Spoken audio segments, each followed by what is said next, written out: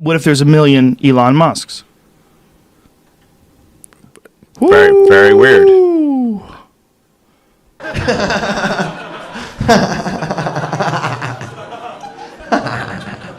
I don't know if I should tell you this story. Should I tell you the story? All right, I'll tell you the story.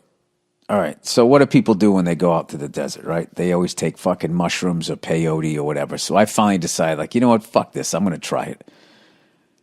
So my buddy told me to only take like 4.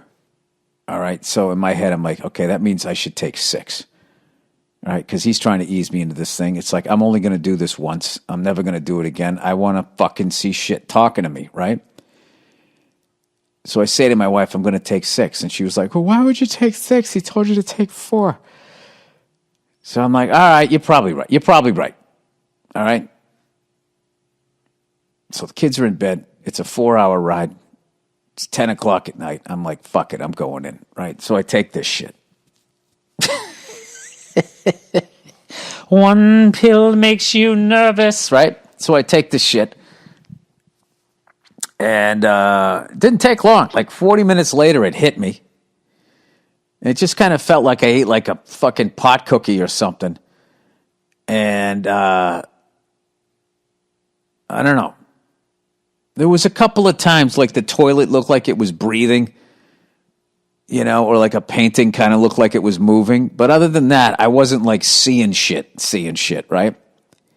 Which kind of bugged me. I was like, fuck, I knew I should have taken 6, right? But the whole time I was like nauseous. I was like, what is this? Is this like fucking heroin? Like you puke or something? And I don't know. It was all right. I didn't like trip. I just kind of got into a weirder sort of, it felt like I ate weed or something, right? I know there's all these mushroom people going like, oh man, dude, you should have, because everybody I know takes mushrooms like, oh my God, dude. And like, I understand myself and I understand like fucking the universe and I'm one with it. And I was looking at all people and just feeling nothing but love. That didn't happen for me. I think because I've been facing all of these fucking things that I've been running from, it kind of went the other way. Like after I was done kind of like shit, like vibrating and stuff, and I was sort of coming down, I was left with this profound sense of sadness and loneliness. And I was even thinking about people that I knew loved me, and I was still feeling that. And I was like, what the fuck is this? This is crazy, right? So whatever. I went to bed. And then the next morning when I woke up, I think I pieced it together. So, what else, man? We had a bunch of, my friend growing up, he had Down syndrome, right? But they never got the paperwork done on him, so he just had it, just freelance.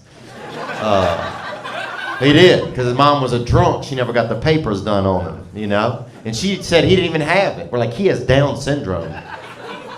She's like, no, he don't. He's Irish. We're like, he ain't fucking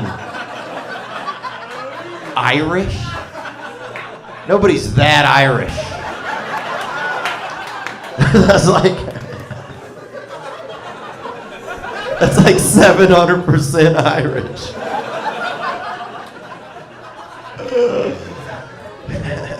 Can't do everything. Maybe weed. If you're gonna do something, do a little weed. Smoke weed. Weed's not as bad as everything else. Weed is a background substance. You know what I mean? You can smoke some herb and still function.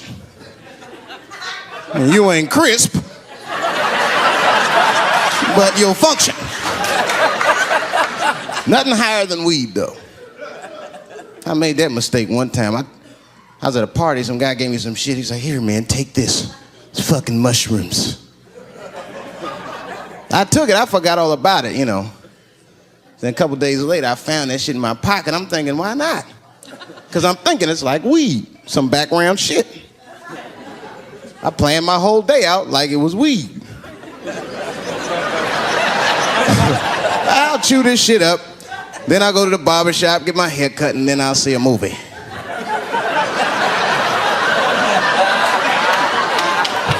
I chewed it up. So far, so good. Then I was in a barber shop like an hour later. And it's funny because I was just thinking to myself, I was like, ooh, this stuff sucks.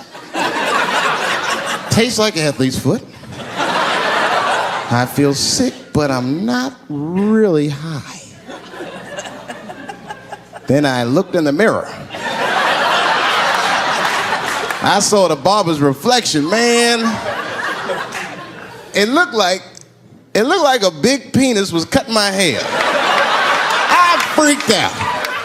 I started talking to myself, Dave, calm down. You're on drugs. This is what drugs do.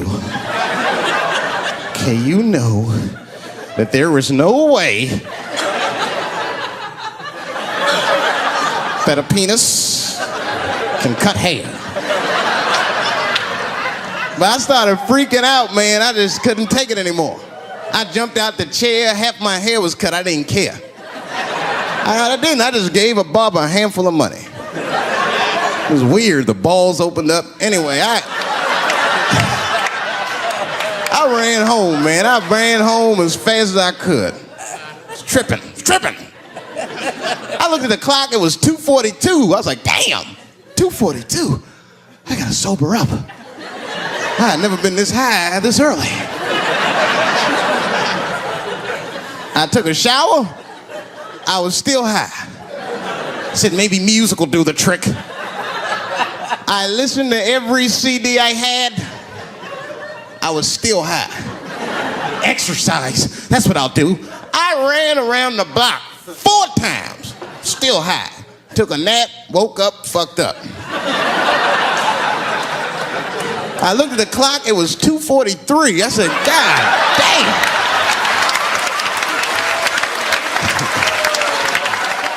Two of my friends and I went to a ranch in Fredericksburg, Texas, and took what Terrence McKenna calls a heroic dose. 5 dried grams. Let me tell you, our third eye was squeegeed quite cleanly.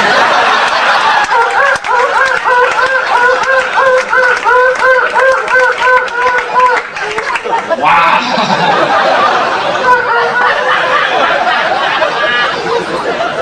I'm glad they're against the law.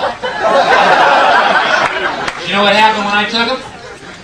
I lay in a field of green grass for 4 hours, going, my God, I love everything. The heavens parted, God looked down and rained gifts of forgiveness onto my being, healing me on every level, psychically, physically, emotionally. And I realized our true nature is spirit, not body, that we are eternal beings, and God's love is unconditional. There's nothing we can ever do to change that.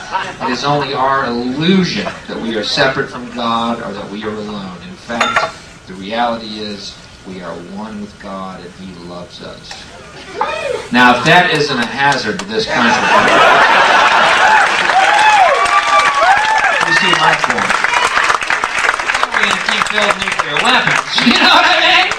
What's going to happen to the arms industry when we realize we're all one? It's going to fuck up the economy. The economy that's fake anyway. This would be a real bummer, you know.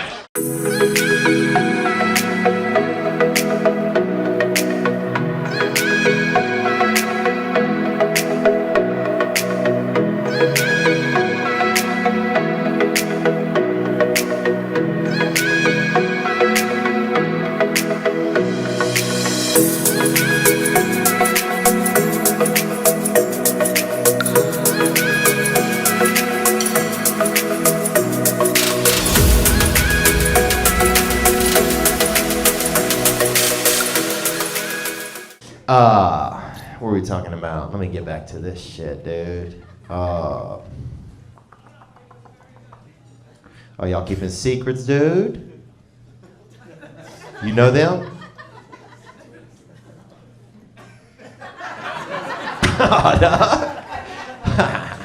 Okay, you the villain, huh? I get you, Voldemort. I know what's up, you dark artist. Trying to be all cavalier.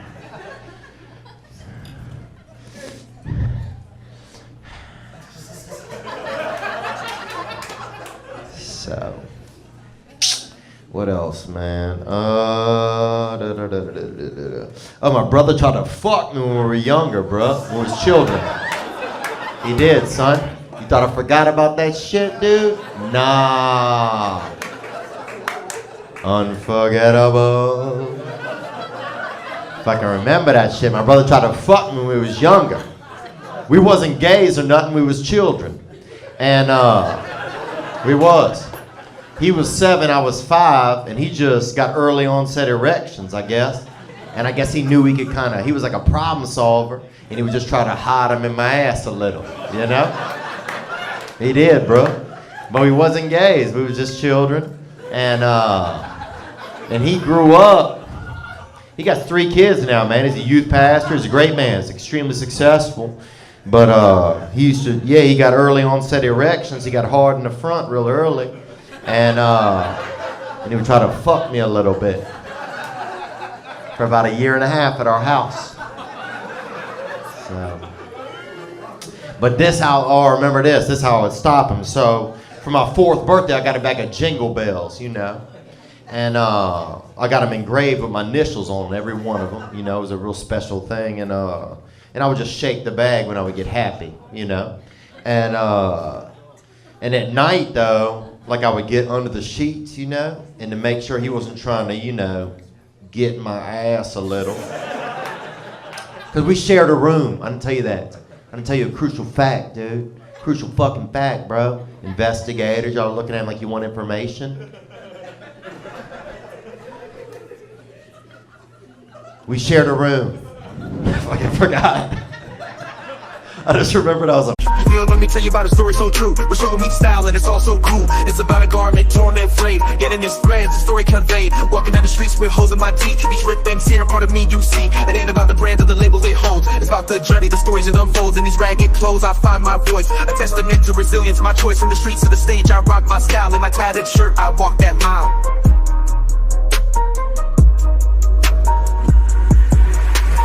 Ripped and torn, but still I stand in my ragged attire. I command, it's not just fabric, it's a statement I preach. In my threadbare garment, I find my reach.